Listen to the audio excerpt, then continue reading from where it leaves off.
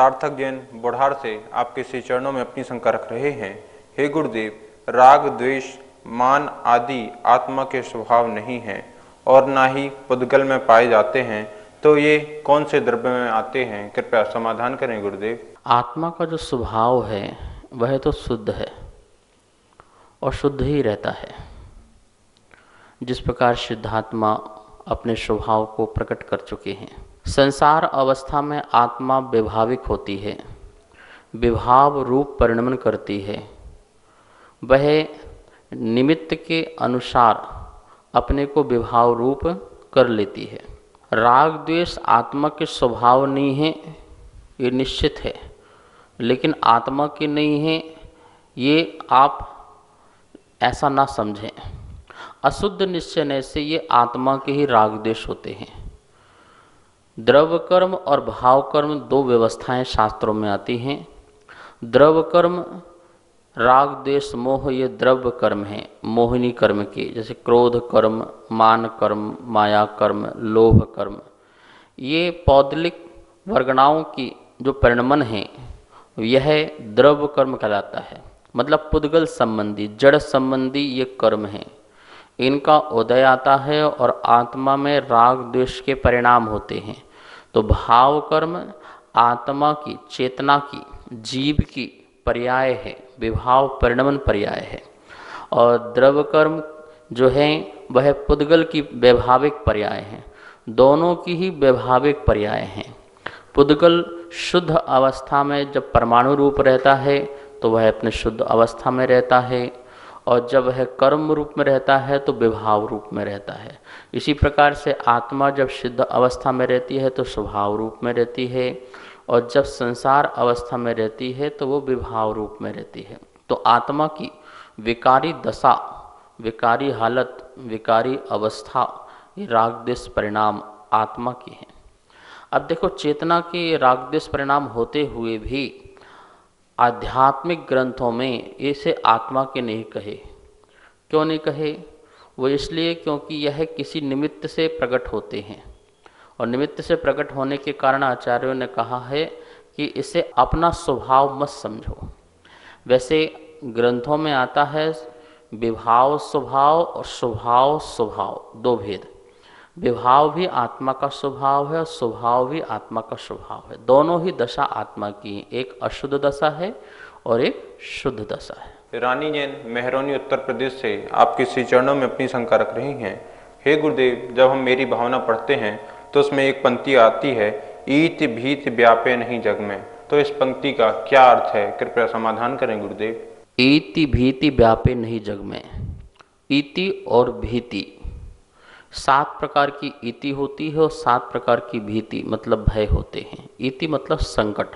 7 प्रकार के संकट जो हैं मनुष्यों के ऊपर सदा मंडराते रहते हैं।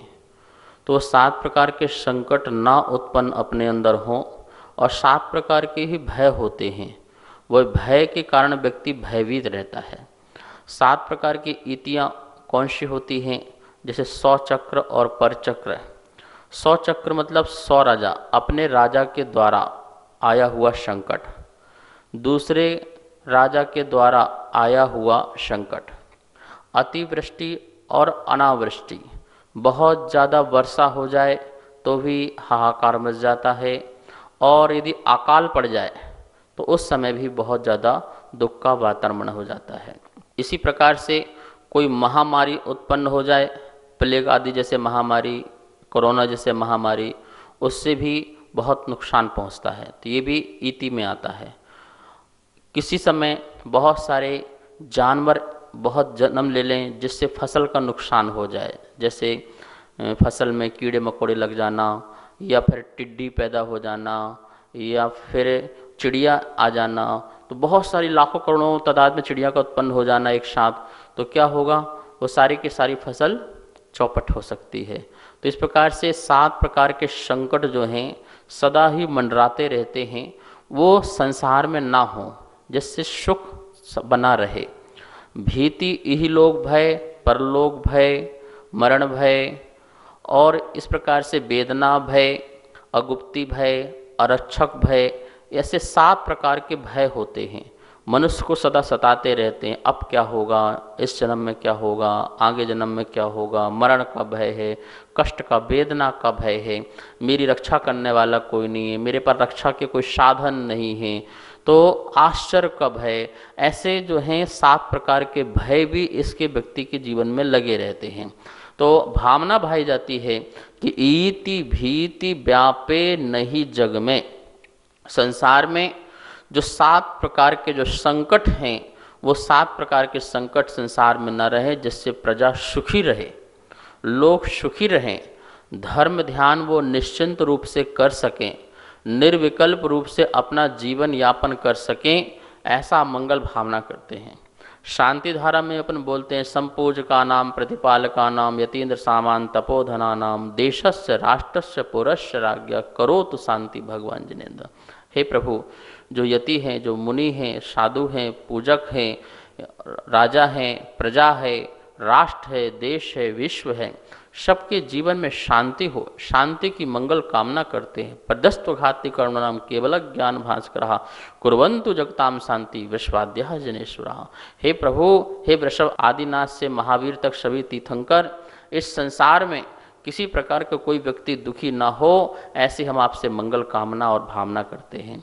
मेरी भावना में कवि ने भी बहुत सुंदर भावना भाई की, ईति भीति, ये 7 प्रकार की जो ईतियाँ हैं और 7 प्रकार का जो भय है मन में, ये किसी प्रकार से जीवों को ना हो, मनुष्यों को ना हो, किसी प्राणी मात्र को ना हो, और सभी जीव जो हैं सुखी रहें, शांति से रहें, आनंद के साथ रहें, ऐसी मंगल कामना करते हैं। और यह प्रार्थना सभी लोगों को प्रतिदिन करना ही चाहिए। जब सभी संसार के लोगों के मन में ऐसी प्रार्थना उत्पन्न होगी तो निश्चित ही संसार में सुख का वातावरण आ ही जाएगा। साहिल जैन जयपुर से आपके श्री चरणों में अपनी शंका रख रहे हैं। विदेश क्षेत्र में चतुर्थ काल घटता बढ़ता हुआ होता है या स्थिर रहता है, कृपया समाधान करें गुरुदेव। विदेश क्षेत्र में जो चतुर्थ काल होता है, न घटता हुआ होता है न बढ़ता हुआ होता है, सदा एक सा होता है। जैसे भरत क्षेत्र का जो चतुर्थ काल का जो आदि काल है, प्रारंभ का काल है, वैसा ही काल सदा ही वहाँ पर होता है, क्योंकि वहाँ पर उम्र, आयु और इस प्रकार से देखा जाए अवगाहना लगभग ऐसी होती है। क्योंकि घटते हुए में आएंगे तो महावीर स्वामी 7 हाथ करना पड़ेगा, पर ऐसा है नहीं वहाँ पर। तो इस प्रकार से चतुर्थ काल का जो आदि का जो समय भरत ऐरावत क्षेत्र में होता है, वैसा का वैसा ही काल जो है विदेश क्षेत्र में सदा वैसा ही रहता है। वहाँ पर मतलब एक जैसा ही रहता है, घटना बढ़ने का काल नहीं होता है।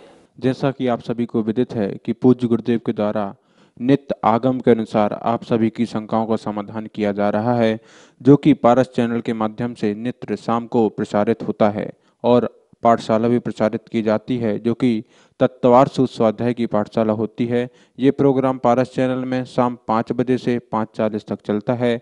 आप सभी अवश्य देखें, और जिस प्रकार से संबंधित, किसी भी प्रकार से संबंधित ये कोई भी शंका आपके मन में है तो आप नीचे दिए गए नंबर पर भेजें।